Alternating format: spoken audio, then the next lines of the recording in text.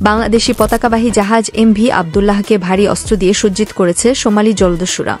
ইউরোপীয় ইউনিয়নের ইইউ নেভাল ফোর্সের একটি যুদ্ধজাহাজ এমভি আবদুল্লাহর কাছাকাছি আসায় নিজেদের শক্ত অবস্থান জানান দিতে গুলি ছুড়েছে তারা।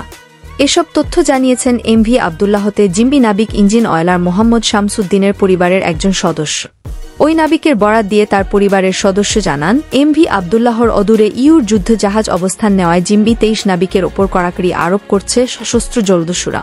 30 থেকে 35 জন সশস্ত্র জলদস্যু জাহাজে সার্বক্ষণিক পাহারায় থাকছে। কেবিনে থাকতে দেওয়া হচ্ছে না নাবিকদের। ইতোমধ্যে জাহাজে সুপে পানির সংকট দেখা দিয়েছে। সেজন্য পানি ব্যবহার নিয়ে বিপাকে পড়তে হচ্ছে নাবিকদের। একটি টয়লেট ব্যবহার করতে হচ্ছে সবাইকে। খাবার নিয়েও কষ্টে আছেন নাবিকরা। তবে এখনও পর্যন্ত সব নাবিক সুস্থ আছেন। জিম্মি এমভি আবদুল্লাতে ভারী অস্ত্র বসানোর প্রমাণ মিলেছে সামাজিক যোগাযোগ মাধ্যম এক্স সাবেক টুইটারে। গত বুধবার দ্য ডেইলি সোমালিয়া ও ভারতীয় বিমান বাহিনীর এক্স অ্যাকাউন্ট থেকে জলদস্যুদের ভারী অস্ত্র তাক করে রাখার ছবি প্রকাশ করা হয়। দ্য ডেইলি সোমালিয়ার পোস্টে বলা হয়, 17 নাবিকসহ জলদস্যুর কবলে পড়া মাল্টার পতাকাবাহী জাহাজ এমভি রুয়েন উদ্ধার করে ভারতীয় নৌবাহিনী। এরপর থেকে বিশেষ সতর্কতা অবলম্বন করছে এমভি আবদুল্লাহ জাহাজে থাকা জলদস্যুরা।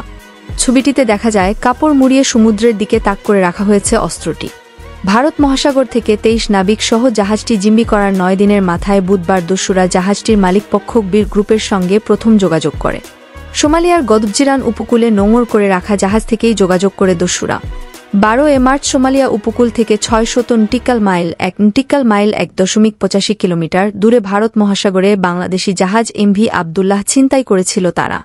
বর্তমানে জাহাজটি সোমালিয়ার গদবজিরান উপকূল থেকে 1.5 নটিক্যাল মাইল দূরে নোঙর করে রাখা হয়েছে।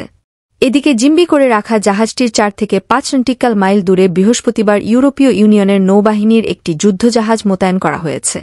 যুদ্ধজাহাজটি জিম্মি জাহাজকে নজরে রাখছে। অভিযান না চালালেও যুদ্ধজাহাজের নজরদারি নাবিকদের নিরাপদে ফেরাতে দস্যুদের ওপর চাপ তৈরি করতে পারে বলে ধারণা করছেন অভিজ্ঞ নাবিকেরা।